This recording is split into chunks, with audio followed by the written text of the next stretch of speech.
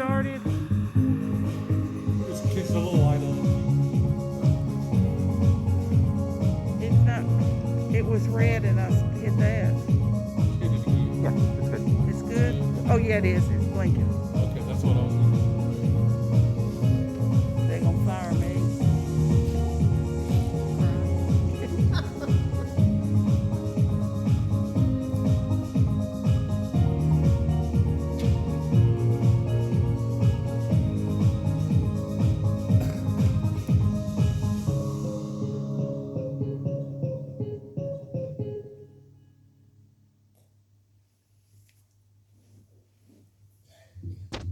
Good morning.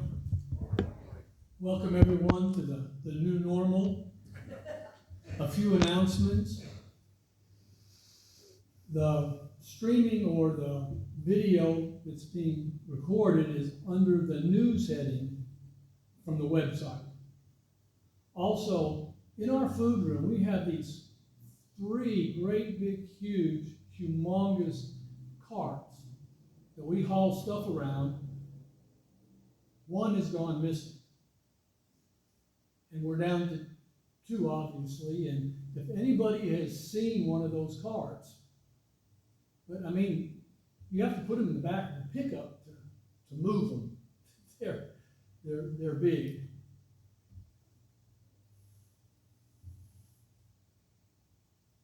Is there any other announcements? I have one. Tomorrow at 10 o'clock, we need to fix some food boxes. It takes about an hour, and you just push a cart and get stuff out of a box and fill a box for Tuesday morning for us to pass out. So if you don't have anything to do in the morning at 10, bring your mask and stop by the church, and we'll put you to work for an hour. Do we need gloves or just a mask? We'll have gloves there, but we'll wear gloves and our mask while we do it.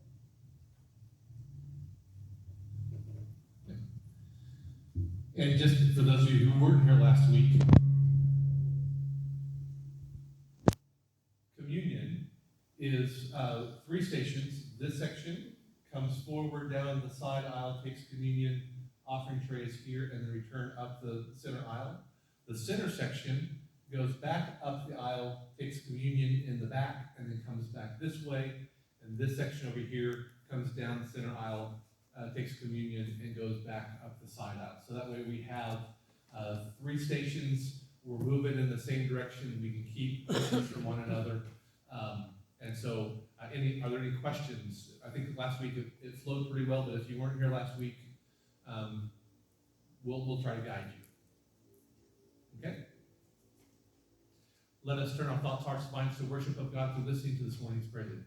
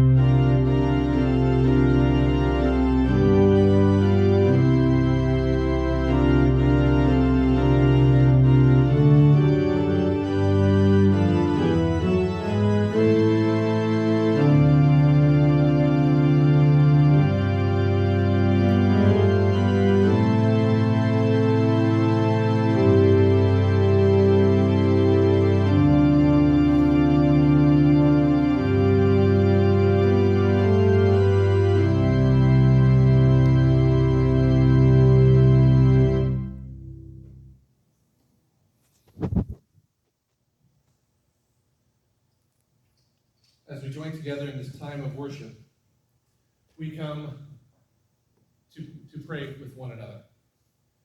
This morning, in front of, on the chancel, our ferns, plants, and flower arrangements as we celebrated the life of Daryl Grenade, who passed away in April. And we wanted to celebrate his life yesterday. We did so here in the sanctuary, and so we remember Bruce and all of Daryl's family in our prayers this week.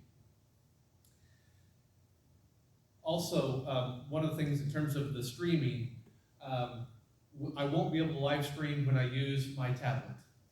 My YouTube account, you have to have 1,000 subscribers in order to be able to live stream. So unfortunately, worship on the website will be delayed until after worship is over, and I can get it uploaded shortly thereafter. So, so those of you who have been looking for it on the website, under the news section, if you're looking for a live stream, it will not be able to be on tape delay. So is it live or is it Memorex? It's Memorex.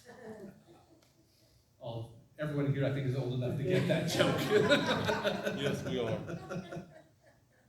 My friends, let us join together in time of prayer as we bring the things that have gone on our individual lives, this community, our nation, and our world in prayer and meditation. So let us pray.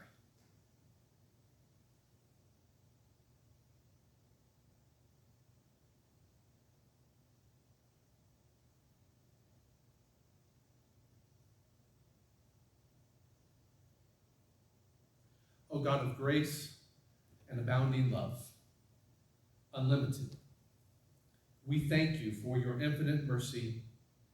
It has been the source of our life and faith through all our days, and before that, through the days of our ancestors.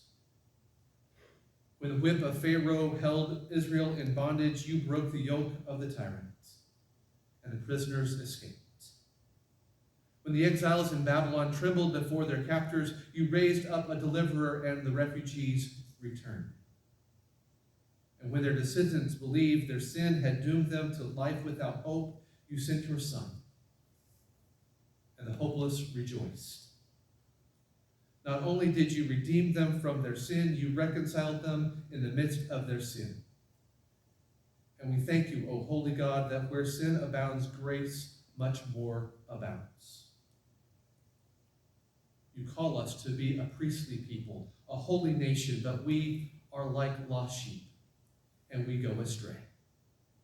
We know that peace comes through openness to our neighbors, but we make little effort to crash the walls between us. We know that the soft answers turn away wrath, but we greet our enemies with hard words and even harder looks. We know that self-giving breeds self-givers, but we refuse others the grace with which you treat us. We criticize fellow believers for not patterning their lives after Jesus, yet we do not mirror his life ourselves. So forgive us, O God. Forgive our betrayal of your call. Let us take our place at the foot of the mountain of revelation. Open our ears that we might hear your commands, and transform our hearts that we might keep your covenants. Let us now, as we first believe, exclaim, all that the Lord has spoken, we will do, and we will be obedient. As we think of your other sheep who have gone astray, we think of ourselves as your instruments for bringing them home. If they tarry for sympathizing a tear, let us shed it without shame. If they wait for a soothing word, let us speak it without hesitation. If they desire a cup of water, let us offer it without delay. If they hunger for a decent meal, let us provide it without suspicion. Remembering that you are not impressed by gracious words unaccompanied by generous deeds. Make us the instruments of your grace in speech and in action. We are your people, O God. Grant us the wisdom to affirm your claim upon us.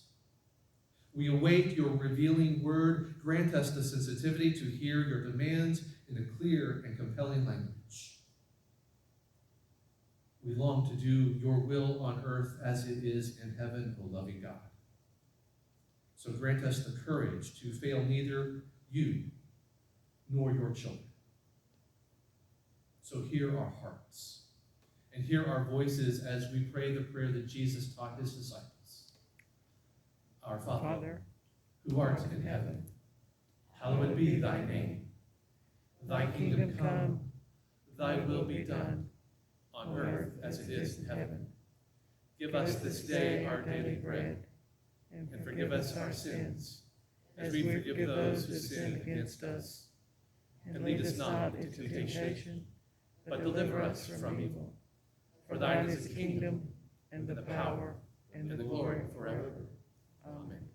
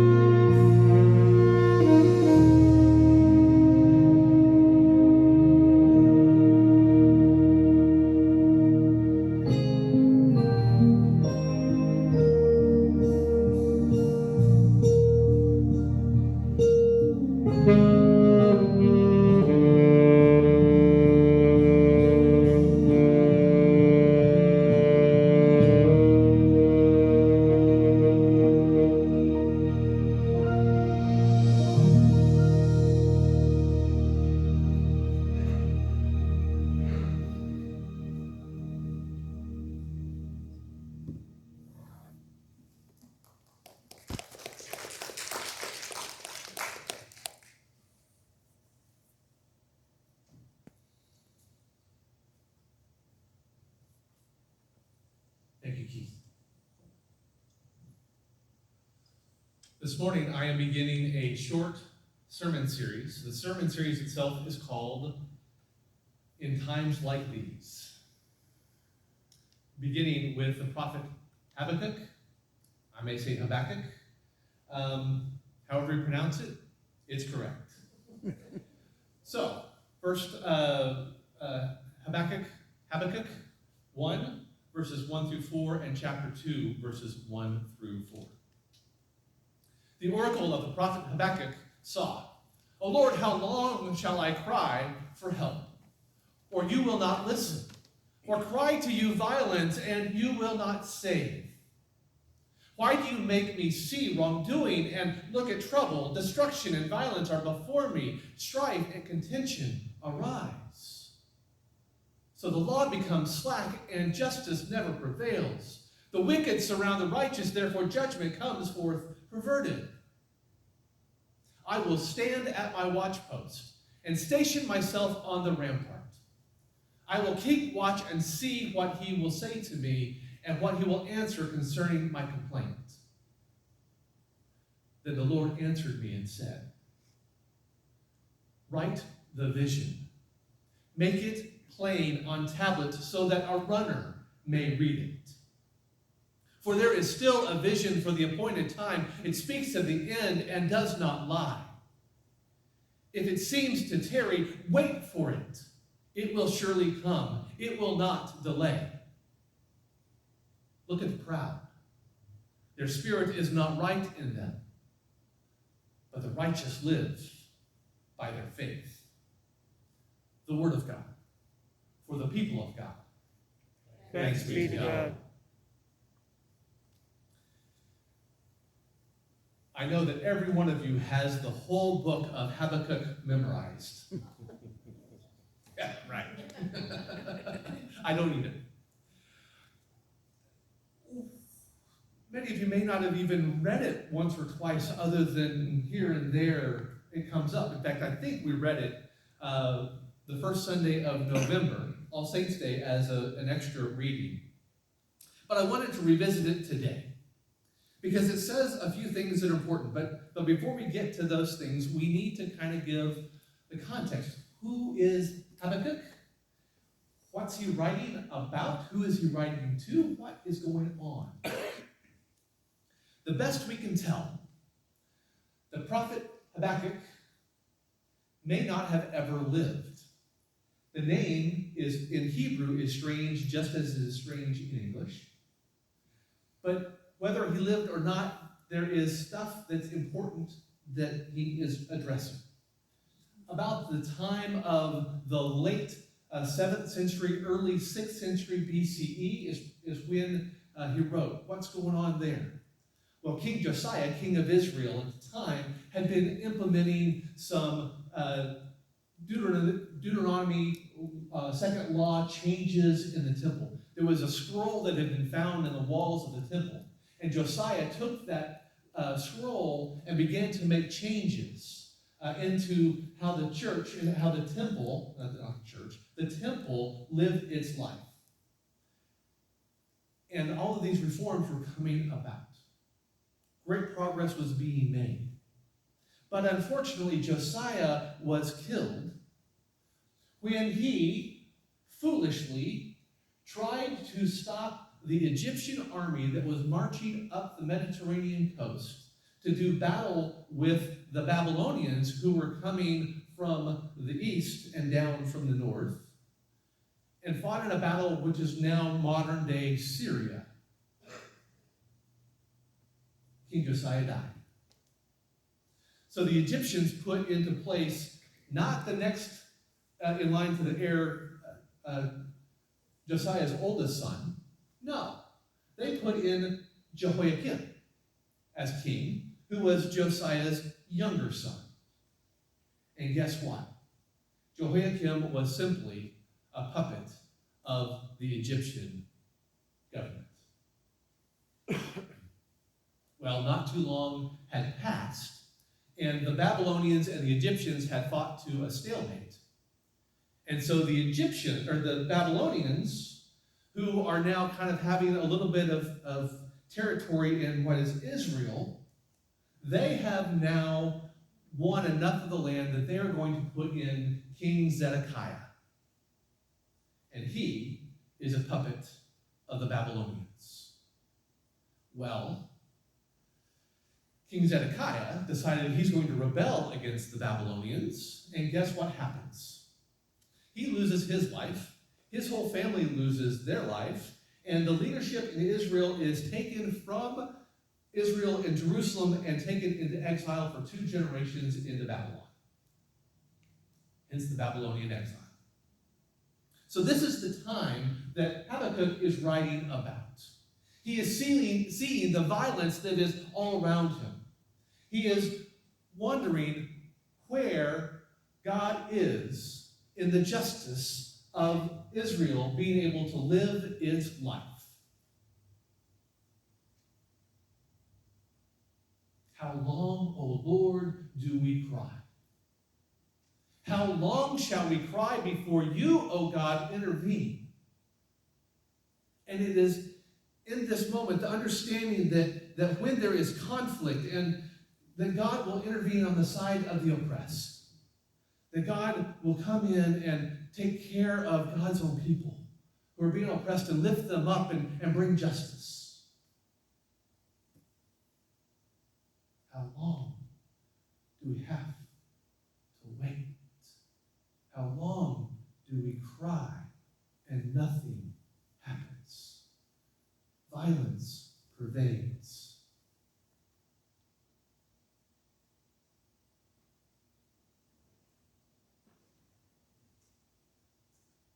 Verse 4 of chapter 1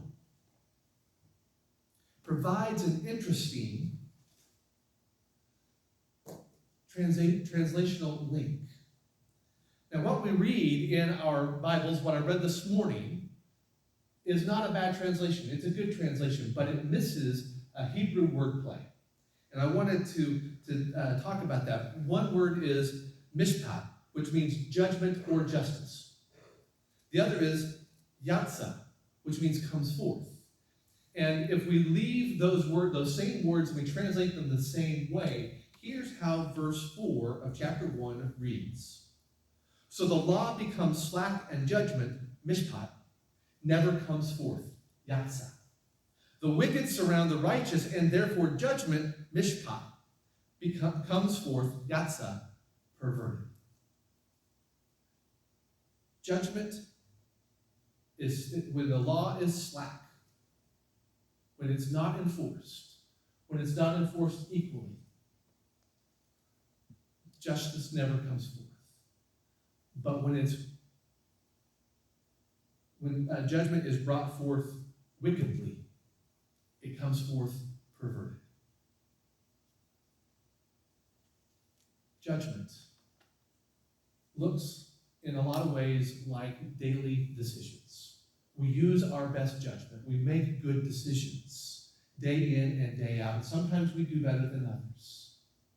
But justice is a more overarching process.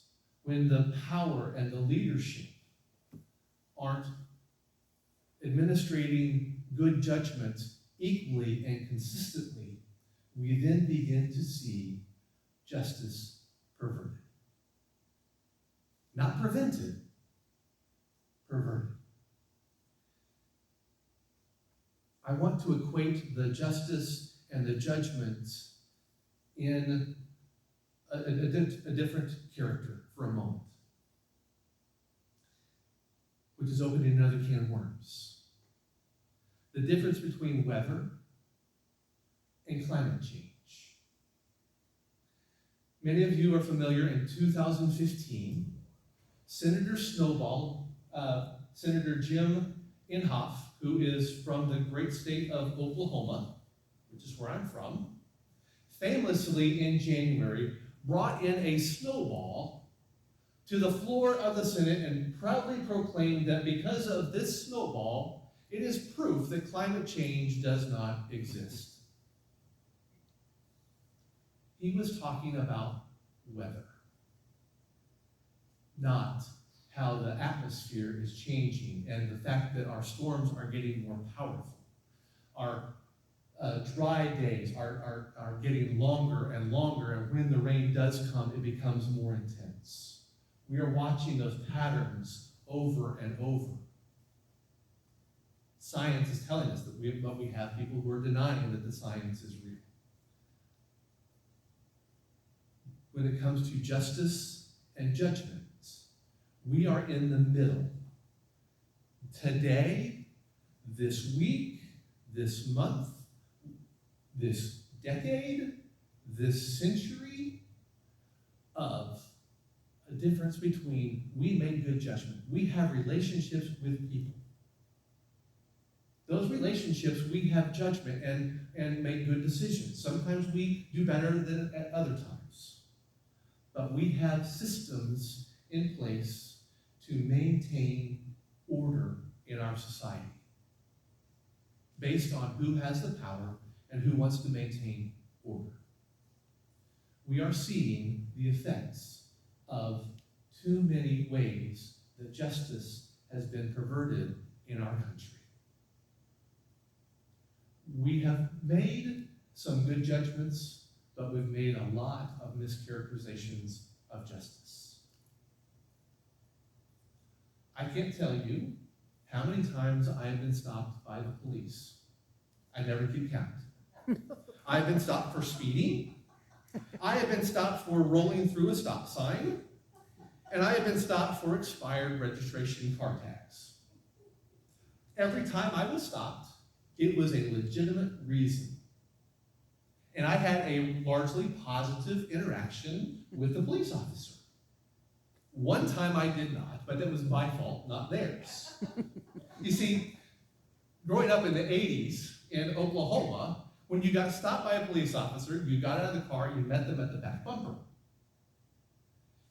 In San Diego in the 2000s, you don't do that. You stay in your car. And as soon as I got out of my car, the police officer was already standing there ready to draw her weapon and say, "Sir, get back in your car or you'll be looking down the barrel end of my gun." Guess what? I did. No questions asked. Yes, ma'am. Yes, officer. I'm a white guy. I'm a middle-aged, clean-cut. Even when I shave, I don't shave, I'm still pretty clean. I don't look threatening with law enforcement. I have every advantage. I'm going to get the benefit of the doubt. I have never been stopped by a police officer without cause. Not everyone in our country, not everyone of even friends that I have can say that. Because of the color of their skin, they don't get the benefit of the doubt. And my friends, that's the difference between good judgment and poor justice. We need for justice to be reformed in our land, not based on the color of our skin, not based on the benefits of whatever society may place on us, but we need to enforce justice equally. That's not happening. As the church, as the people of God, we need to stand up and ask for justice to be administered equally, consistently. Not by the wicked, but by the righteous, who are consistently making level judgments. It is not enough today for us to be not racist. It is not enough for us to remain neutral. If it doesn't affect me, then I don't have to worry about it. We have passed that tipping point. Our barrier that we have to overcome is to be anti-racist. We have to be standing against the forces that are neutral or racist. It's not enough to stand back and say, "Oh, it doesn't affect us." Habakkuk received an answer from God that today doesn't do enough. God said, "Be righteous, make good decisions, live faithfully, be patient, wait." friends, that answer today is not good enough for us. We need to take action. Stand with the righteous. Stand against the wicked. Stand against the power that perverts justice, so that we might live peacefully with everyone and bring God's justice, God's grace, God's mercy to all. That's a lot. That's a challenge. It will cause us to look inward and ask ourselves some really, really difficult questions, and questions we don't want to answer. But as I look around this room, all of us have been given the benefit of the doubt our whole lives. Will we be able to stand up and say, no more, so that no more unarmed black people are killed by law enforcement? Last night, another one in Atlanta was killed. Rashard Brooks. Add that name to the list. So, my friends, we need to make a statement to say no more injustice, no more poor judgment, and stand with the oppressed and help God usher in a new reign, a new way of living,